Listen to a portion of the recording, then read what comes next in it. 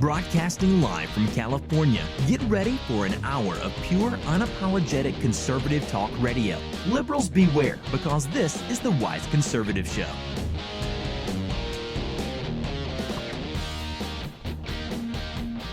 Good afternoon, and welcome to another episode of the Wise Conservative Show. This past week definitely saw a lot of the effects of that airstrike that we talked about last week. The one on the Syrian, air base. And so we've actually seen a lot of the fallout of that, and some people thought it was going to be much worse. Definitely in terms of Russia, the fallout is really the main focus here. And we all know that the left and a lot of people in our country have claimed that Donald Trump and the Russians have time after time worked together. Well, we can see that this is not the case this past week. We're still going to have people claiming it, but we've seen a lot of reports that these U.S.-Russian ties are now at an all-time low point, especially after we did just attack their ally. And this is coming out as Rex Tillerson, our Secretary of State now, visited Moscow just today. It was a very hastily arranged meeting that just happened. He met with Vladimir Putin for about 2 hours today, and they basically worked to ease those tensions over Syria and other global crises, including terrorism. And this, of course, is as President Trump and basically the entire world is urging Russia to basically cut their ties with Assad because, well, we all know that Assad is a horrible human rights violator. So this is a big issue. So we do see that Tillerson had this meeting, and this was a big deal. He said today during a press conference in Moscow, alongside the Russian foreign minister, Sergei Lavrov, he said that he told Putin that U.S.-Russia relations have hit a, quote, low point, and he stressed the need to actually improve ties. Quote, there is a low level of trust between our two countries. The world's two foremost nuclear powers cannot have this kind of relationship. Now, those tensions have definitely mounted since that missile strike was ordered by Donald Trump last week. And of course, that was in response to a chemical weapons attack, so it was definitely justified, the reasoning for the attack. Lavrov said today that the U.S. and Russia have agreed on the need for a United Nations probe into that Syrian chemical attack. And this definitely is a step that could dial down the rhetoric between our two nations for the time being. Now, in this whole attack, we see that Washington and the U.S. and basically all of our allies are blaming Assad. Assad continues to deny it, however. And Moscow is saying that the Syrian rebels are actually responsible for this attack. So this disagreement was definitely on display today as Tillerson stood by U.S. claims that the evidence does actually point to Assad. And he definitely made sure to clarify that the U.S. has no indications of Russian involvement within these attacks. And now Lavrov today said that special envoys would be appointed to discuss the, quote, irritants that have piled up, mostly under the Obama administration. And he cited the country's disagreements. And Tillerson then continued that we need to attempt to put an end to this steady degradation of our actual relations between the two countries. So we definitely do have a lot of issues, and we've had a lot of issues ever since the beginning of the Cold War there after World War II. We've seen a lot of different issues come up between our two nations, a lot of proxy wars, but we've never actually gone to a full-scale war with Russia before. And we definitely had a lot of people after these chemical attacks and the response to it by Donald Trump saying that, oh, this is going to start World War III. We're going to provoke Russia and they're going to attack us. All right, folks, that is not going to happen. World War III is not going to break out because President Trump ordered an airstrike on an Assad regime-held airbase. That is not going to happen. The world is more stable than they seem to think. Those people who are saying that are mostly those on the left. that even when that agreed with it when President Obama did airstrikes like these, but don't agree with it now just because of the change in president. Those are the people who aren't actually thinking about the actual situation and, quite honestly, don't really know about geopolitics. The World War III is not going to break out. It's definitely going to increase our tensions a little bit, and it already has. But everything within the Middle East is kind of a competition between the biggest nations on this earth. The U.S. and Russia have always supported different regimes within the Middle East. And we can see that this is because we have different ambitions as nations. The U.S. will never really align itself with Russian ambitions within that region. And so we see Russia backing people like Assad and like even the government of Iran. So we do definitely see this difference here. But that doesn't mean that it's going to escalate to World War III, like so many people are saying. There's definitely a low point for our relations. That is a fact. You can't argue that. But this is all because of Russia supporting a brutal, human rights violating dictator.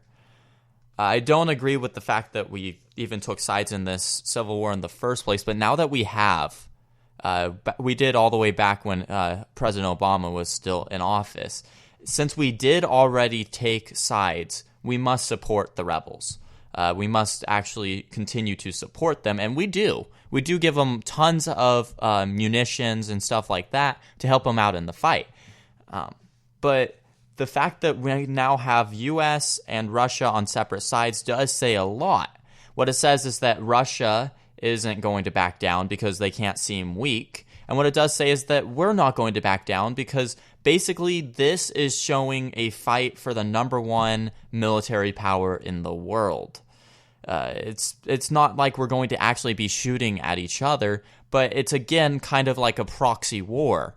We're going to be using the rebels to our benefit, and they're using the Assad regime to their benefit. This is something that has happened time after time, and even Vietnam, to an extent, was a proxy war against Russia to stop the spread of communism throughout the world. So definitely, we've backed different people in the past, and we're going to continue to back different people. That's not a doubt. But the fact that Russia is backing Assad is kind of isolating them from the rest of the world. The only other people that do back Assad are Iran, as previously mentioned, and China and North Korea. So it's not a lot of nations that support this dictator, and it's definitely basically putting Russia on an island, for an analogy here. It's putting them on an island that they can't escape because now they're going to appear weak if they get off of that. So we already know that they're not going to back out of the Assad regime backing. So definitely there's going to be a lot of issues, and this is going to be a very strange U.S.-Russia relationship because of it. But speaking of Russia still, we actually just saw, for the first time in nearly 3 months, Russia is now flying, or has flown, nuclear-capable Bear, which is the actual name of them, bombers near Japan, just today. And that was basically the latest sign of those increasing tensions within the region. And this is a whole nother issue for the region over there. So the officials that actually cited this, U.S. officials, said that 3 Russian Tu-95 Bear bombers took off from a base in eastern Russia. They flew into the Sea of Japan and remained in international airspace. One U.S. official described the Russian bomber flight as, quote, clearly meant to send a message. Japan scrambled 14 fighter jets at different times to intercept these Russian bombers and a spy plane during the flight near Japan, the official said. The Russian bombers also came as close as 36 miles from Japan, but remained in international airspace. And joining these 3 Russian long-range bombers was an Il-20 spy plane. The 3 Russian bombers flew down Japan's east coast, while the spy plane flew down the west coast, officials said. A U.S. Navy destroyer, the USS Barry, was also tracking that same spy plane from the Sea of Japan the whole time. And basically, this is the latest provocation from Russia. And this was while Rex Tillerson was actually visiting with Vladimir Putin, which, by the way, was the first visit of a President Trump-era cabinet member going to Russia. Now, these Russian bombers took off today from an airbase in Ukrainka, which is eastern Russia, as I mentioned before, which is home to one of Russia's largest fleet of strategic bombers. In late January, we also saw a pair of Russian bombers circumnavigate Japan for the first time in a year at that point. And this is something that I've actually talked about on our show before. On July 4th of 2015, Russian bombers flew 40 miles off the coast of California and on that same day, Vladimir Putin called President Obama to wish him a happy Independence Day. So Russia definitely plays this game a lot. We've seen them time after time fly their fighter jets and their bombers next to not only U.S. borders, Japanese borders, but also our U.S. Navy and even our fighter jets that are patrolling regions. We've seen them do this time after time. It's kind of the Russian way of saying, we still have a presence here, so don't get too comfortable. They've done this a lot, and we definitely see so much happening within that Asian area there by Japan and China, and all those different countries over there are fighting for territory. It's definitely a huge issue, and we see the South China Sea is very contentious. Furthermore, we do see that there are a lot of actual U.S. naval ships in the same region, which Donald Trump just added even more to the region. So this is a very contentious area, not only between the nations that called that part of the world home, but also between Russia and ourselves. We're basically trying to support the freedom of the area, and Russia wants more territory and wants their allies to have more territory. So it's a very contentious area, and the fact that they're actually restarting up these bombers flying over it, because they used to do this on the regular, the fact that they're restarting this up does have some significance. We can see that this means that Russia does know that tensions are high in the region, that Russia does know that the U.S. is increasing our presence in the area, and they want to tell not only Japan, not only South Korea, but all of our allies in the region that Russia is still a strong military presence and that the U.S. isn't the only influential force in the area. And so definitely a strong show of force flying these bombers and a spy plane over Japan. I don't think this is the last time that we're going to see them do something like this in the near future, because it seems like Putin is definitely trying to step up his intimidation lately. He's definitely flown a lot of fighter jets over U.S. naval ships. He even flew he moved some more destroyers into the region outside of Syria, where we actually launched our Tomahawk missiles from. So definitely tensions are high, our relations are low, and this whole situation is kind of getting shaky. But we will be able to solve this. If we can solve it, it's going to be through diplomacy, because we're not going to go to war with Russia. That's just a fact. That isn't going to happen anytime in the near future, just because of the whole nuclear war threat, as we are the two most powerful nations with nuclear capabilities. So that's not going to happen.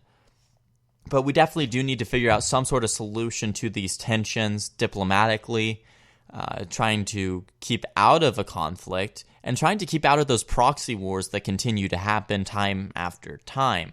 So definitely this is a very big situation, and I urge all of you to look even more into it, especially look into the South China Sea situation. But definitely a huge issue, and a lot of people don't really know what's going on, and that's another big issue within America. A lot of our citizens are uneducated about these different foreign policy issues, and so they don't really know what they're talking about and all of this. And so I urge all of you to look into these situations even more. Don't just, go to the news source like CNN and them. I'm sure you guys don't look at it, but there's a lot of people who just go to CNN or BuzzFeed, and that's all they look at in these situations, and they get a very biased viewpoint. So look into the details, look into the actual truth, and when you can see that World War III isn't going to break out, people don't need to worry about that. But these tensions are definitely increasing. All right, I'm going to take one quick commercial break. Don't go anywhere. This is the Wise Conservative Show. Hi, everybody. Connor Wise here with an exclusive clip from the Wise Conservative Show. Don't go anywhere. I'll be right back. And every time that these universities take up this new social change that they're trying to promote, every time they take that up, they are taking away from that education instead. Because now they're focusing on these social changes instead of learning like they should be. Ever wanted to learn the history of the Israeli-Palestinian conflict in less than 10 minutes? Are you looking for the truth about the so-called gender wage gap? Well, my friends, I'll let you in on a little secret. Prager University is a source that I use all the time when preparing for my show, the Jason Veely Program. Dennis Prager and his team have put together a remarkable organization that seeks to explain and spread Americanism through the power of the internet. Their short yet extremely informative videos reach more than 100 million people per year, and they want to reach you as well. Go on YouTube and type in Prager University, or go to prageru.com for all of their latest content.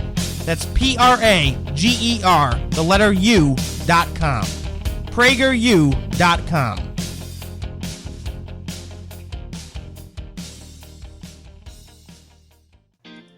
Have you ever wanted to stand up to your liberal professor?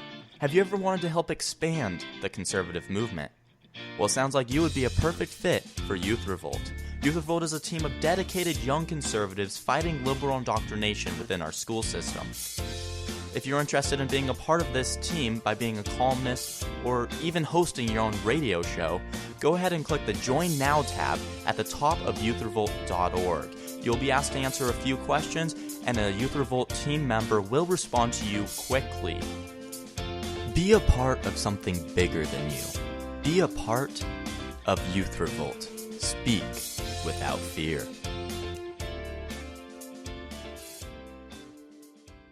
My friends, I'm going to be blunt with you. There are a lot of frauds out there today. People who claim to be conservatives and yet, in one way or another, believe that more government is the solution to our problems. That's not what conservatism is about, and even more than that, that's not what our Constitution is about. I'm Jason Veely, a recent college grad who has the guts to say what needs to be said without pulling any punches. On my radio show, you can expect 100% pure conservatism every single weeknight at 7 o'clock p.m. Eastern Time. Join me as we discuss history, liberty, and conservative philosophy in a style that is just as entertaining as it is educational. Who says we can't have fun tearing down the liberal establishment? Tune in to the Jason Veely Program live every weeknight at 7 o'clock on youthrevolt.org. I'll see you out on the battlefield. Love Trump's hate! Love Trump's hate! Love Trump's hate! Love trumping hate involves a lot more assault and arson than I expected. The Wise Conservative Show, Wednesdays at 6 p.m. Pacific Standard Time, only on Youth Revolt.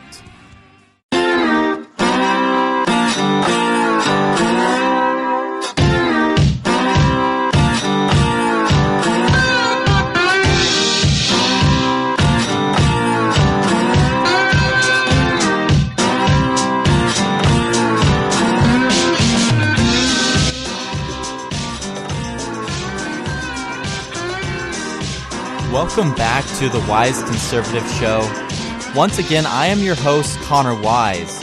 And now, keeping along the lines of foreign policy, because that's what the main issue that happened this past week was. So keeping along those lines of foreign policy, we're not saying that the Chinese President Xi Jinping told President Trump in a phone call today that Beijing is willing to work with Washington on ending North Korea's nuclear weapons program, but they do want to do this through peaceful means. Trump tweeted out this morning, quote, had a very good call last night with President of China concerning the menace of North Korea. Xi told Trump that China insists on peace and stability on the Korean peninsula in the wake of the deployment of the USS Carl Vinson to the area and the conducting of the biggest ever U.S. and South Korea military drills. Quote, China insists on realizing the denuclearization of the peninsula and is willing to maintain communication and coordination with the American side over the issue on the peninsula. And that's where Z was actually quoted by his state media. The call came after Trump warned in a pair of tweets yesterday that North Korea is looking for trouble and vowed to get Kim Jong-un's regime under control with or without China's help. Quote, I explained it to the president of China that a trade deal with the U.S. will be far better for them if they solve the North Korean problem. He added in a second tweet, quote, North Korea is looking for trouble. If China decides to help, that would be great. If not, we will solve the problem without them, USA. Trump and other U.S. officials have repeatedly called on China to leverage its status as North Korea's biggest economic partner and its biggest source of food, and even fuel aid, to force the North Korean regime to abandon its nuclear weapons program. China said that it is in full compliance with the sanctions enacted under the UN Security Council resolutions, and in February suspending imports of coal from North Korea. So this was a key source of foreign currency, and they suspended that just this past year. However, Beijing said it will also that it will not countenance measures that could bring about a collapse of the regime that could release a flood of refugees across its border, destabilize the Northeast Asia, and result in a U.S.-friendly government taking power in North Korea. Definitely, North Korea has drawn U.S. ire recently with a series of ballistic missile tests, and there is also fear that the country's nuclear program is definitely progressing. North Korea said Monday that it would, quote, hold the U.S. wholly accountable for the catastrophic consequences if there was any further military action after USS Carl Vinson arrived in the area of the Korean peninsula. Then, adding to the tensions, the Wall Street Journal just reported yesterday that activity appeared to be taking place at a North Korean nuclear test site ahead of the April 15th anniversary of the communist country's founding. Now, we actually talked about this back when I had the co-host of Dakota Wise. We talked about this founding of Communism Day last year, and it's called like Founders Day. And basically what they do on that day is they celebrate their supreme leader, or in this case, Kim Jong-un, as a god. And they say that everything that's good in the world is because of him. And they often show their, well, what they believe to be military strength on a day like that. You know that video of Kim Jong-un firing the pistol and not holding it right, the recoil just takes control of him? Yeah, that was on a Founders Day. So you can basically get a sense of what it's about from videos like that. They have their entire military out there to show the force. They do a few military exercises, and Kim Jong-un celebrates himself, basically. So definitely if they have developed nuclear weapons, they are going to reveal them on that Founders Day. That would only be logical for them to do. So we definitely want to see China actually starting to counteract these measures within North Korea and actually trying to influence North Korea against further progressing in this nuclear program. Because if we see them continue to progress in this nuclear program, it is going to be a much more dangerous world.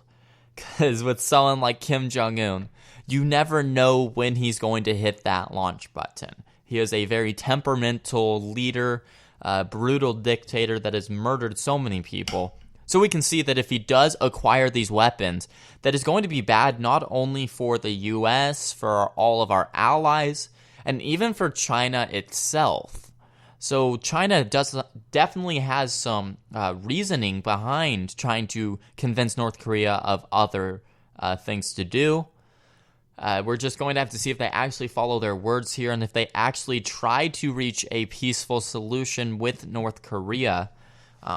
Because if not, we've already seen Donald Trump fire those Tomahawk missiles. We've already seen him prove that he is not afraid to act. We've seen that Donald Trump is a man of his word. We've seen that from the very beginning of him being in the public eye. So now that he's president, he has said that if China doesn't do this, that the U.S. will act. And I don't doubt him on that whatsoever. If China does not convince North Korea to get rid of that program, then Donald Trump is probably going to set up an invasion of North Korea. And they already have plans of this set up in case we ever needed it. A clean sweep across the entire country. It's doable. It would be quite easy with our might in the region. And if China doesn't do what they say, then that is a very big possibility. So that's another big issue within the world that has been coming out lately. But furthermore, we do see that these investigations into the Donald Trump campaign and the Russian collusion, they've kind of gone very crazy, and it's branched off into a whole bunch of different things. And then the whole surveillance claims came out. All of these different investigations continue to pile on and continue to basically create this web of chaos within Washington. Well, now it is coming out that Carter Page, an associate of Donald Trump's campaign, was spied on by the same incidental wiretapping that got Donald Trump as well. He was a former campaign advisor, and he said just today that a reported surveillance warrant targeting him last summer would have been based on false evidence, and he continues to maintain that throughout many different interviews, and he says that he has nothing to hide. Page addressed a Washington Post report a day earlier, so yesterday, that the FBI obtained a secret order from a foreign intelligence surveillance court judge to monitor his communications as part of an investigation into Russia and contact with the Trump campaign. Now, parts of the Post report have been confirmed by many different news agencies. Quote, "There is a tremendous amount of false evidence, and there was various reporting about where that false evidence may have come from, such as the dodgy dossier." This is Page. That's what he said. And so he definitely referenced that dossier that we saw that BuzzFeed released. I believe that was last year or early this year. Now, in a recent speech, though, we saw that FBI Director James Comey said that it's a high bar to monitor an American citizen. Quote, "Those applications are often as thick as my wrist or thicker. It is a huge pain in the neck to get permission to bug somebody in the United States, and that's the way it should be." And in fact, in 2013, the FBI was investigating whether Vladimir Putin's government was trying to recruit Americans when Page's name surfaced in that probe. In court documents, he is listed as, quote, male 1, but I'm not sure how reputable this is, considering this also was first released by BuzzFeed. So definitely, not definitely the most reliable source there, and we're going to have to see if that ends up being true, because BuzzFeed is not a reputable source whatsoever. Now, when he was actually asked whether the Russians tried to recruit him, Page said, quote, "I was never asked by anyone to do anything untoward or otherwise." He did acknowledge that he did meet with a Russian who was among a small group of operatives that was later charged as being in a Russian spy ring. Page, meanwhile, did say on just today that he worked for the Trump campaign on an informal basis and was not a major player. When he was asked how many times he met with Donald Trump, he said, quote, "I have not met one-on-one or in any small group with Mr. Trump."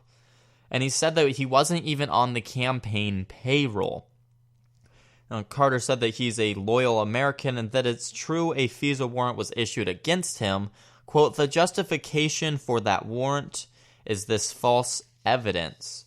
I've never done anything wrong here, so I'm more than happy for people to keep an eye on me because I think it only proves that I'm doing the right thing." Now, this is another example of names being leaked in these different investigations, of false accusations. And if more people on the left just trying to claim that there was so-and-so working with the Russians within the Trump campaign. And I'm not understanding how they're continuing to go with this same narrative when we are literally seeing U.S. and Russian relations fall apart before our eyes. The whole notion that Donald Trump and Vladimir Putin work together and that Donald Trump is Vladimir Putin's puppet, which so many people on the left say, is completely nullified by the fact that Russia and the U.S. are going at it in terms of Syria. If Donald Trump was truly Putin's puppet, he would have never launched that airstrike. And we're going to continue to see these claims time after time, probably until Donald Trump isn't president anymore. Because they still want a way, the left still wants a way to try to delegitimize him. And now they're going after even more campaign members, even ones that weren't on the actual payroll of his campaign. And we're seeing that he was actually spied on. And this was from the Obama administration. And what's even worse is this spying happened the summer before the election. And we didn't hear any of the Donald Trump is working with the Russians claims until right around the election to right after the election. So this happened way before that even became a big story in the news of Donald Trump colluded with the Russians, which just shows that President Obama already had this planned out to say that Donald Trump was working with the Russians. That's what we can get out of this. Furthermore, we can see that his administration was not above spying on U.S. citizens for political differences. And now, folks, this is a big deal because we see they essentially throw away the Constitution because their politics might be hurt. They throw away your rights and my rights because they think they have a way that will get a Democrat into office. That's not how our government should run, and that's not okay for a former president or a current president, as this was happening, to ever do anything like that, whether it's, quote, incidental, as so many people say, or not. It is not okay for the bulk collection of U.S. citizen data anyway. All of this happened on U.S. citizens, and that is against the Constitution. We see that if Carter Page, which he was, if he was actually spied on here, his Fourth Amendment was violated. And whether it was incidental or, as some people are now saying, in an investigation again of ties with Donald Trump and Russia, that again is based on false claims and it did not have any warranting. The Obama administration overstepped their bounds time after time and showed a blatant disregard for the Constitution of these United States. We saw it from every different issue, from immigration to even the presidential election. The fact that these reports keep coming out, the more and more people were spied on within the Donald Trump campaign, is astounding and appalling. The fact that they continue to come out with these reports that more and more people were spied on because of President Obama's petty differences within politics is disgusting. No one should ever use the governmental intelligence community for their political gains. That is not what they're there for. They're there to uphold the law, not to bend and twist it so that they can spy on anyone. And that's what we're seeing happen here. That's what we saw happen. And that's what happened last summer when this happened. Last summer, rights were violated. Last summer, President Obama overstepped his bounds and his administration overstepped their bounds. Last summer, President Obama proved once again that he had no regard for the Constitution of these United States. And it is definitely appalling that these reports continue to come out, the more and more people were spied on. The more and more people had their rights violated. And now we see even more investigations because the Democrats just cannot accept defeat. For some reason, they can't accept it, so they have to come up with strange excuses for their failure. Well, now we're seeing an expansion in the unmasking probe within Congress amid questions over Condoleezza Rice's role in the whole situation. The House and Senate Intelligence Committees are expanding their investigation into what is being called the unmasking controversy. And this is to examine whether other candidates or lawmakers beyond President Trump's associates were actually affected. Now, until now, the investigation focused on how the identities and communications of the Trump transition members were collected by U.S. intelligence agencies and then revealed to and disseminated among high-ranking members of the Obama administration. House Intelligence Committee Chairman Devin Nunes now plans to audit files from the NSA and from the White House to determine whether identities and conversations of presidential candidates or even members of Congress also were swept up during these NSA surveillance data bulk collections of foreign leaders. He also plans to review whether Obama's National Security Council and the White House Council collected and distributed the intelligence for reasons unrelated to foreign intelligence, and that is basically saying whether he did it for political reasons. A member of the committee said, quote, "We will be performing an accounting of all unmasking for political purposes, focused on the previous White House administration. This is now a full-blown investigation."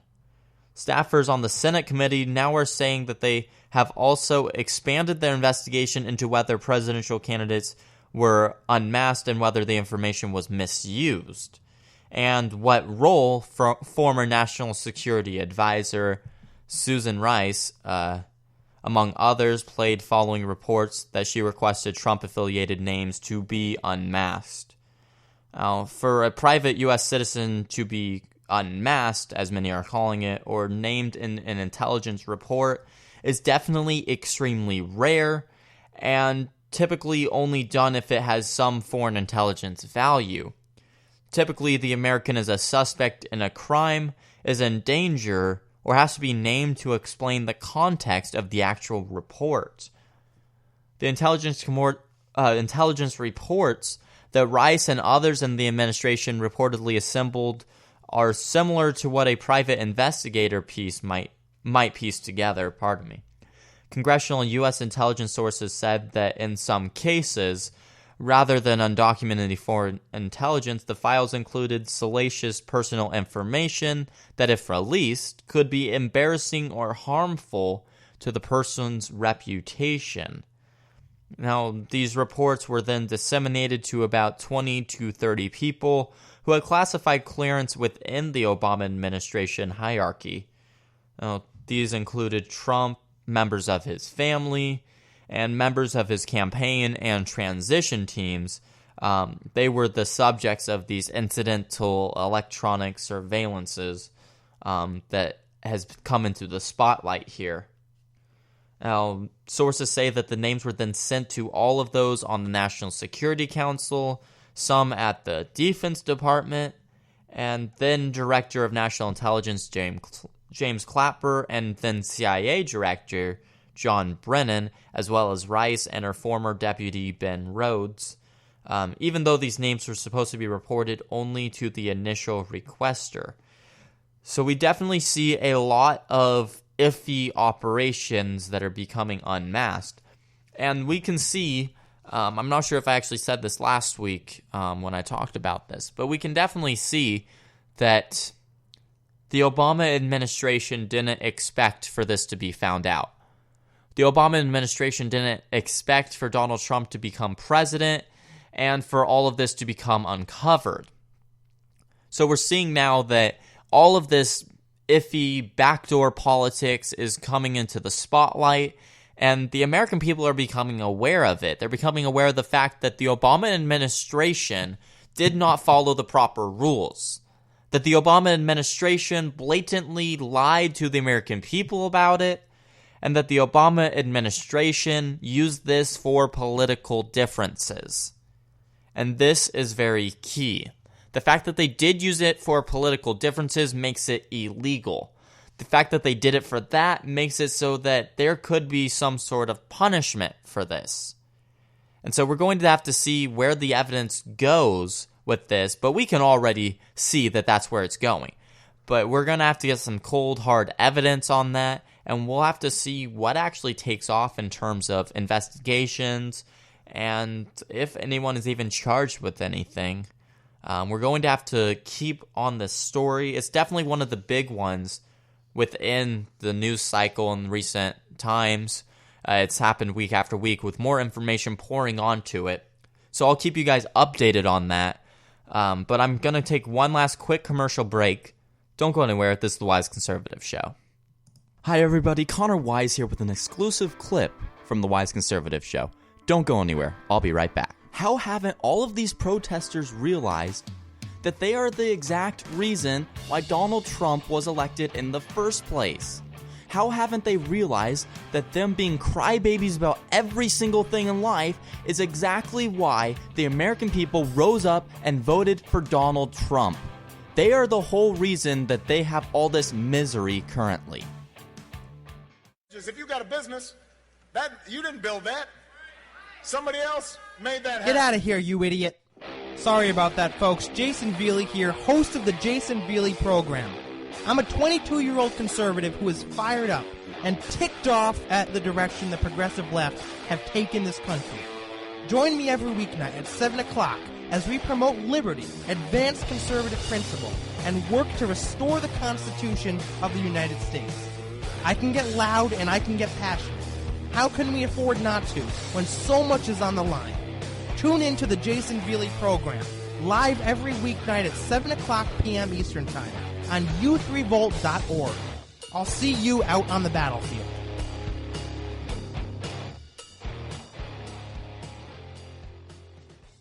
Hi, everybody. Connor Wise here with an exclusive clip from the Wise Conservative Show.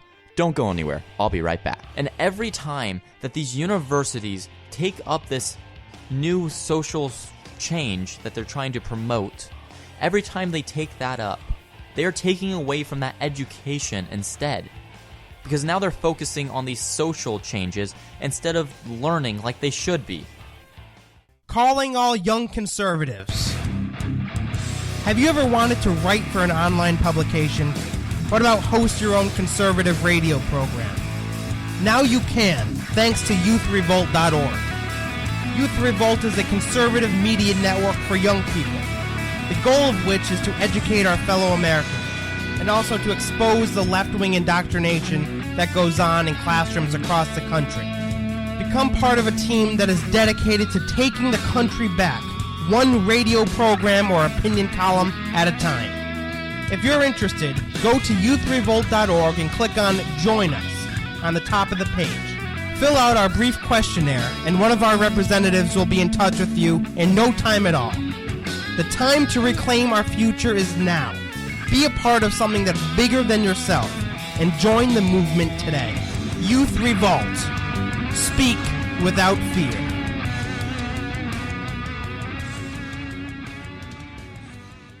Ever wanted to learn the history of the Israeli-Palestinian conflict in less than 10 minutes?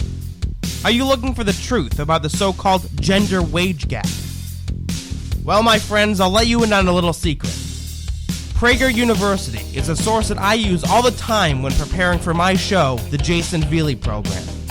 Dennis Prager and his team have put together a remarkable organization that seeks to explain and spread Americanism through the power of the internet. Their short yet extremely informative videos reach more than 100 million people per year, and they want to reach you as well. Go on YouTube and type in Prager University, or go to prageru.com for all of their latest content. That's Prager, the letter U.com. prageru.com.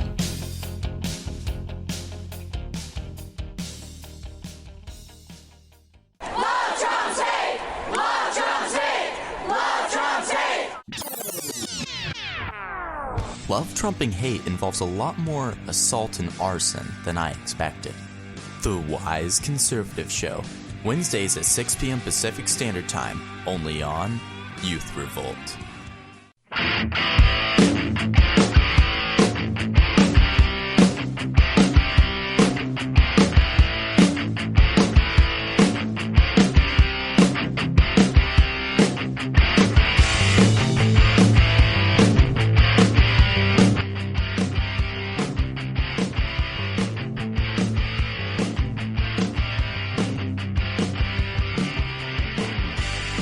Welcome back to the Wise Conservative Show. Once again, I am your host, Connor Wise.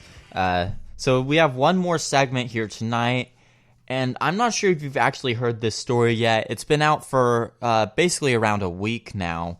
But there was a Fresno State professor who tweeted out that Donald Trump must hang. I'll read you the actual quotation here in a little bit. And it became a big deal. Now, these tweets were kind of old. They were actually from January, I believe, or February. So it is an old tweet, but it's just now hitting the spotlight as Breitbart released the first article on this, and article after article followed that. So we've seen that this is kind of blown up, and this professor has responded to all of those comments. But let's get the entire background for those of you who haven't actually heard this story yet. Now, Fresno State University did say that they will fully cooperate with any federal investigation after this professor did post a series of Twitter messages calling for President Trump to be hanged and for Republicans to be executed. Here's the actual tweet that he sent out about Trump. Quote, "To save American democracy, Trump must hang. The sooner and the higher, the better.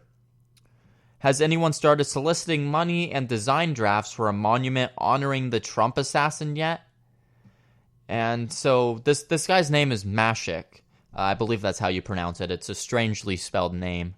Now, he's a history lecturer who also then went after Republicans, tweeting out this: "Justice equals the execution of 2 Republicans for each deported immigrant." And definitely this is a big deal. He's now called for the death of not only our president, but also just Republicans in general. 2 for every deported immigrant. He's obviously a very violent left-wing nut. And now we see that Secret Service actually hasn't commented yet on whether or not they are investigating these comments, and the university initially launched an investigation to determine that the professor's statements were made as a private citizen and not as a representative of the school. However, in the face of massive national outrage, it appears that the school is actually now going to revisit the situation. Fresno State President Joseph Castro said the professor's comments, quote, "warrant further review and consideration." He continued to write on the university's website, "Professor Mashik's personal views and commentary, with its inclusion of violent and threatening language, is obviously inconsistent with the core values of our university. The review of these and any other statements will be conducted in the context of rights of free expression, but also for potential direct threats of violence that may violate the law." Now, Fresno State will not say whether the professor has tenure or whether or not he is still in the classroom. Mashik, the actual professor, told the television station KSEE that he was, quote, "appalled that the president of the university is allowing himself to be instrumentalized for," get this, "a right-wing smear campaign." Quote, "specifically, the suggestion that I made potential direct threats of violence that may violate the law is unwarranted. It constitutes an embrace by the university of the claims made by right-wing propaganda outlets." He's trying to claim that he didn't say that he wanted the president of the United States dead. He's trying to say that he didn't say that we should execute 2 Republicans for every immigrant that's being deported. He's trying to say that he wasn't the violent one, but this is all because of a vast right-wing conspiracy to quote Hillary Clinton. We've seen that this guy already seems like a nut. He's trying to claim that he did nothing wrong, that he didn't threaten the highest position in our nation. Now, we can definitely see that he's not really a big fan of these right-wing news outlets that he calls them. Quote, the function of articles like the one produced by Breitbart and affiliates